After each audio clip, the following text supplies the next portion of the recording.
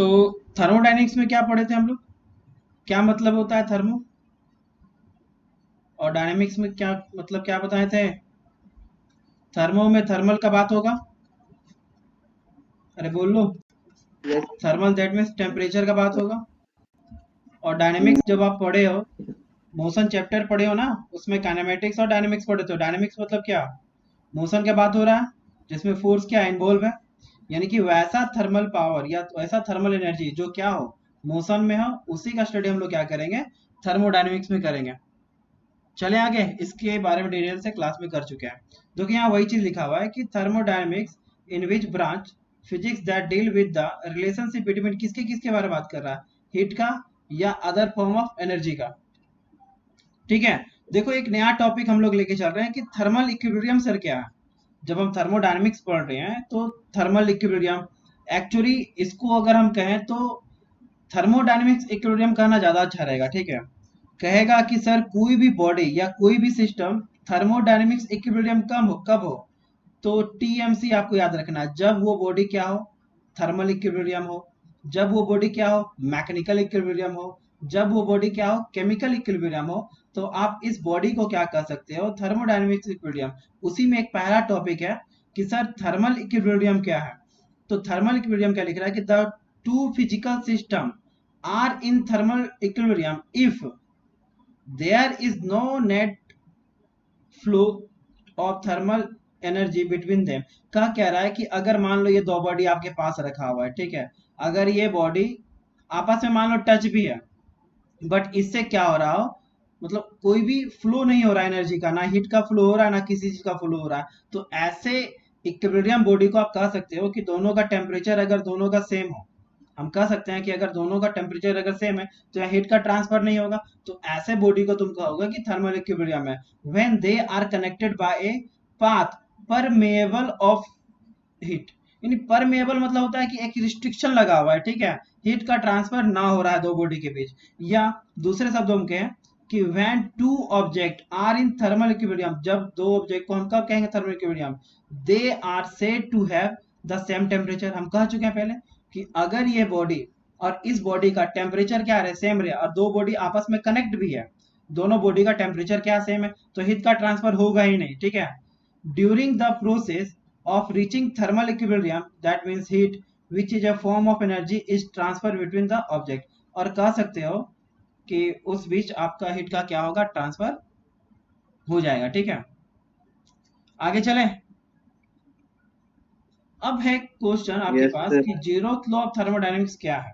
तो क्लास में डिस्कस कर चुके थे कि जब दो बॉडी आपस में क्या हो, थर्मल इक्विलिब्रियम में हो, मान लो ये ऑब्जेक्ट 2 है और ये ऑब्जेक्ट क्या है, 3 है, दोनों को क्या कर रहे हैं, आपस में कनेक्ट कर दे रहे हैं, तो इसका टेम्परेचर मान लो T1 था, सॉरी T2 था, इस बॉडी का टेम्परेचर T3 है। सॉरी दूसरे तरफ हम पिक्चर बनाते हैं, उस साइड मेरा पिक्चर आएगा जिससे कुछ स्टूडेंट लोग को दिखेगा नहीं। मान लेते हैं दो ऑब्जेक्ट है, एक ऑब्जेक्ट 2 है और एक ऑब्जेक्ट क्या है, 3 है, इसका टेम्परेचर T2 है, इसका टेम्परेचर T3 है। तो क्या करेंगे, कुछ देर के लिए आपस में दोनों बॉडी को क्या करेंगे, टच में रखेंगे, तो क्या होगा, एक आफ्टर सम टाइम दोनों का टेम्परेचर क्या हो जाएगा, एक हो जाएगा।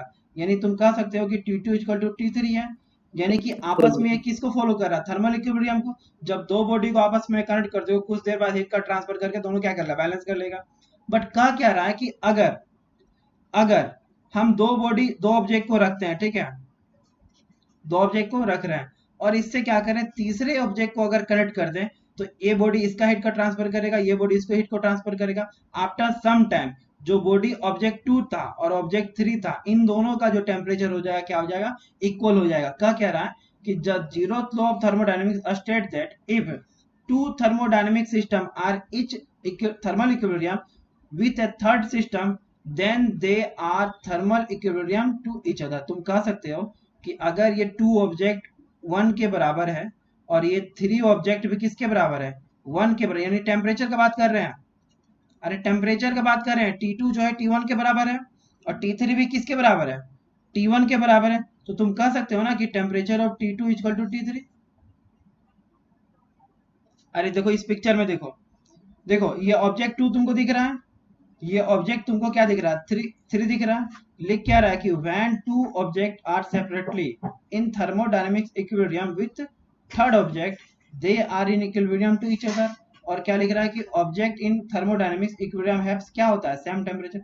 मान लो ऑब्जेक्ट 2 का टेम्परेचर T है या T2 है, और ऑब्जेक्ट 3 का टेम्परेचर क्या है, T3 है। कुछ देर इन दोनों को क्या किया, आपस में सेपरेट पहले था, आपस में क्या करें, कनेक्ट कर दिए। दोनों का टेम्परेचर क्या हो जाएगा, इक्वल हो जाएगा। या तो ये थर्मल इक्विलिब्रियम को फॉलो कर रहा है, या हमने क्या किया, इसका टेम्परेचर T2 था, इसका टेम्परेचर T3 था, हमने क्या किया, ऑब्जेक्ट 1 से दोनों को कनेक्ट कर दिया। अरे ठीक है, तो कुछ समय बाद क्या होगा कि जो T2 का जो टेम्परेचर था वो T1 की इक्विवेलेंट हो जाएगा, और जो T3 का टेम्परेचर था वो भी क्या हो जाएगा, T1 की इक्विवेलेंट हो जाएगा। तो इसे तुम कह सकते हो कि T2 का जो टेम्परेचर होगा वो T3 के बराबर होगा। ठीक है, चलिए डिफिनेशन में। तो डिफिनेशन वही कर रहा है कि if two thermodynamic system are each in thermal equilibrium with a third system, then they are in thermal equilibrium each other।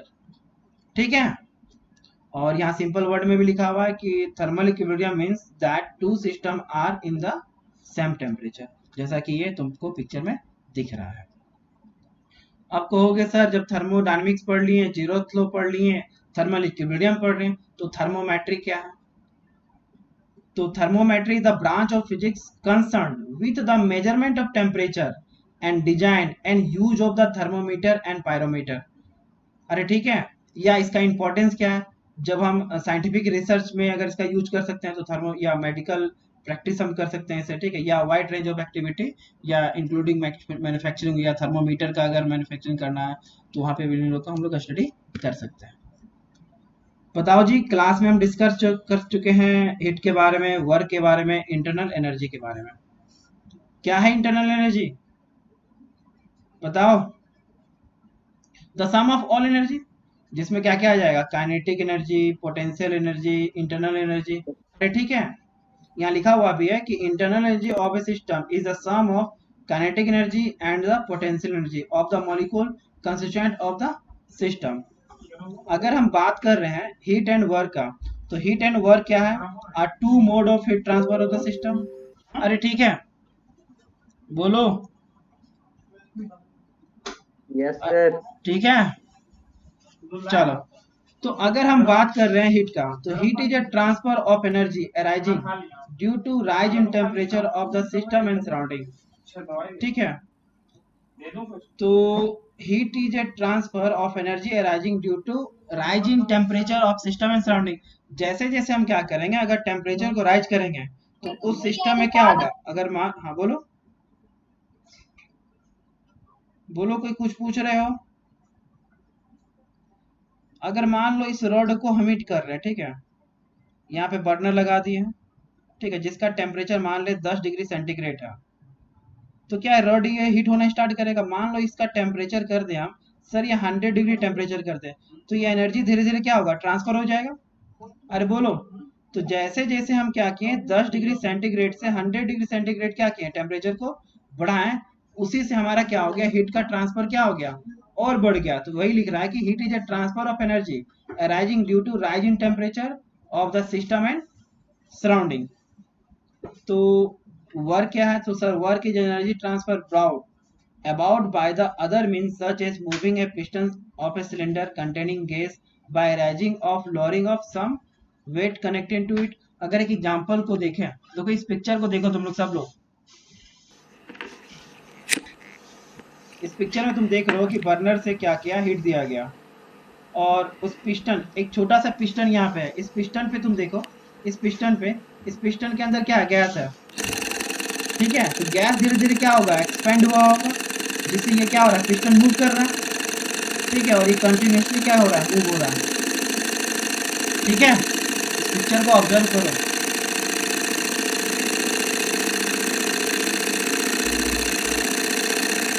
ठीक है, जैसे जैसे ये हीट हो रहा है, यहाँ का टेम्परेचर राइज हो रहा है, गैस क्या हो रहा है, एक्सपेंड कर रहा होगा, और ये सिस्टम को और तेजी से मूवमेंट कर रहा है। जितना ये हीट होगा उतना तेजी से ये क्या कर रहा है, मूव कर रहा है। तो यहाँ पे तुम देख रहे हो, हीट को भी देख रहे हो, वर्क को भी देख रहे हो। ठीक है, हीट देने से ये हमको क्या मिल रहा है, वर्क मिल रहा है।